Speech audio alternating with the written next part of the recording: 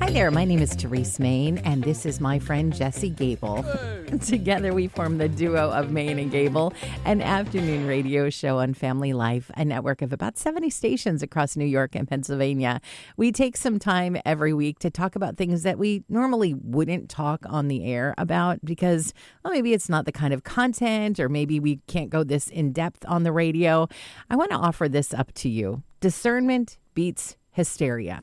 Can't say that on Christian radio. The topic of this podcast is D&D and the Satanic Panic, which I'm going to be really honest with you, Jesse. I wasn't a Christian when this whole thing broke out, so I didn't live through it, but you did. Well, sort of. Not because I'm that old, but because my parents were around during that time.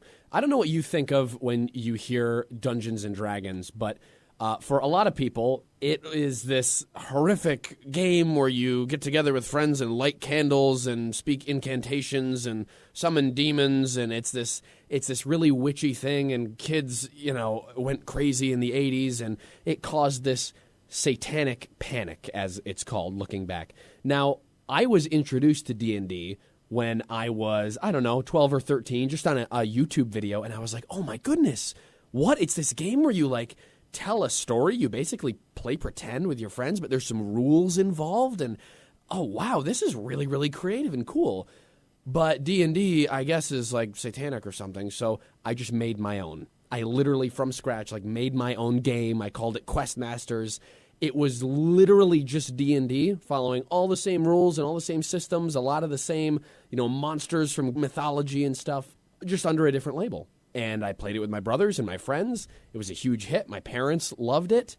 And eventually, we had conversations, and I was able to kind of share with them, this is what Dungeons & Dragons is. It is a creative tabletop role-playing game where you tell stories with your friends. You are in control of what content goes in, just like you're in control of what movies you choose to watch or not watch. You're telling your own story. But I don't blame them, because when they grew up not knowing what D&D was, it was this really scary thing. And it caused this wave of, regrettably, I think, Christians being made to look like fools, because nobody looks back on the Satanic Panic of the 80s and goes, oh, wow, those brave Christian parents were standing up for their kids and protecting them from the forces of darkness. It was, oh, wow, that was, when all the Christians freaked out about nothing and it was just mass hysteria. Wow. Yeah. What will they freak out about next? Now, it is possible that D&D could be used for non-godly purposes. Yes, absolutely. Okay. And it has. Go on. But humans made in God's image have creativity. And the same creativity that could be used to play D&D in a Christian way is the same creativity that could be used to paint a portrait or write a novel.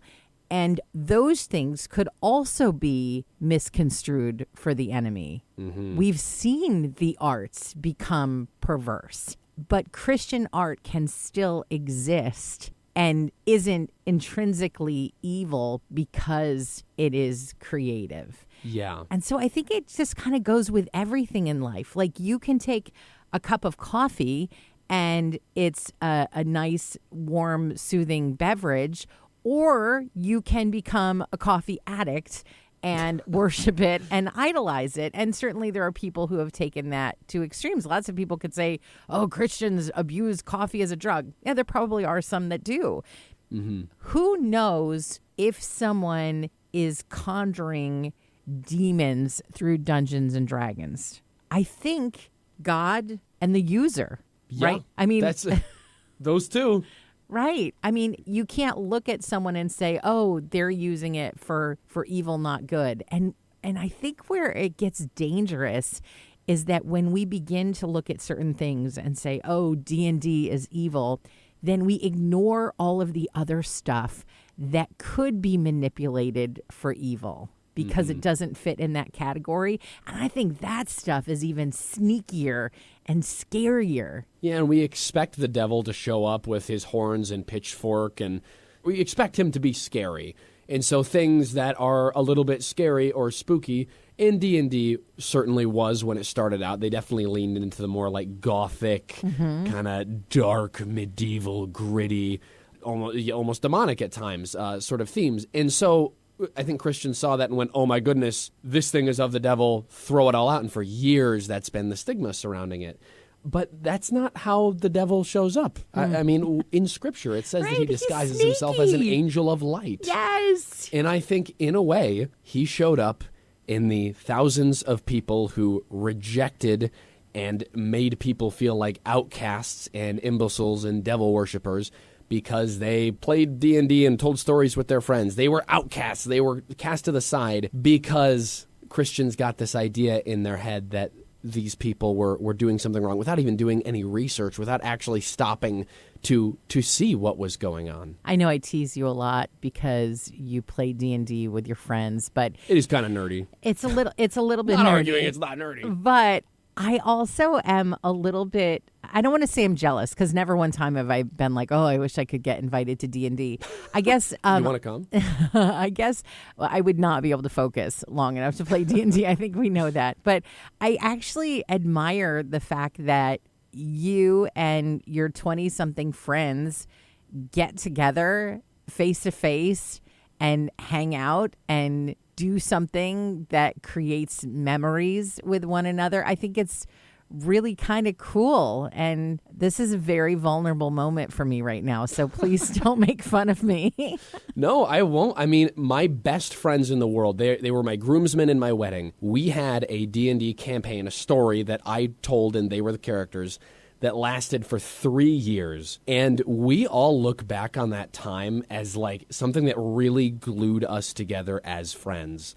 Like we went in just as buddies, we came out as brothers because, and not just because the game had this profound impact, but we were getting together every week. We were having fun. We were telling this story together, laughing together. So many inside jokes, so many memories, so many great moments in our history as the boys came out of that time. Whether we were getting together to play D&D or play cards or video games or just hang out, like that was valuable time together, and I really, really, really treasure that. And that is, I think, some of the best things that can come out of games like Dungeons & Dragons, role-playing games, is you get a chance to get together with your friends and be creative collaboratively.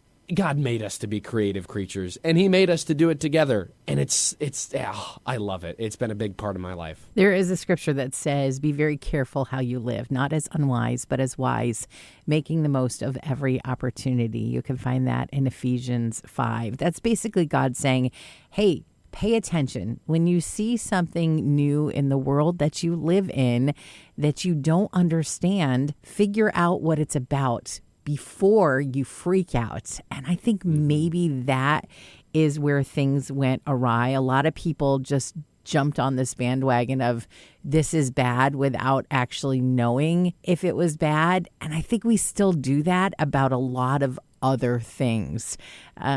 Christians, man, we love to get riled up about stuff. And I think that the enemy knows how to play us in that way, and that a tempered response is probably going to result in more educated outrage, if that makes sense. Yeah. There are definitely things that we should be outraged by. The genocide of unborn children absolutely deserves that's one Christian outrage. The sin that's in my heart should outrage me. Me worrying about whether or not Jesse and his friends are playing Dungeons and Dragons upstandingly is really between Jesse and his friends and the Lord, right? I mean, to be honest, we've got this idea of worry and pride and judgment that we try to like push on to other people.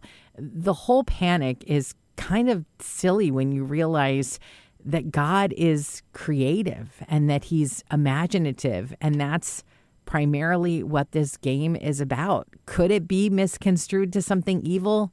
Yeah, But name something that can't be construed into church can be construed into something evil, you know? Time again. And so really, I think we spend a lot of time looking for the monster under the bed when in reality, the biggest monster oftentimes is lurking under my own skin.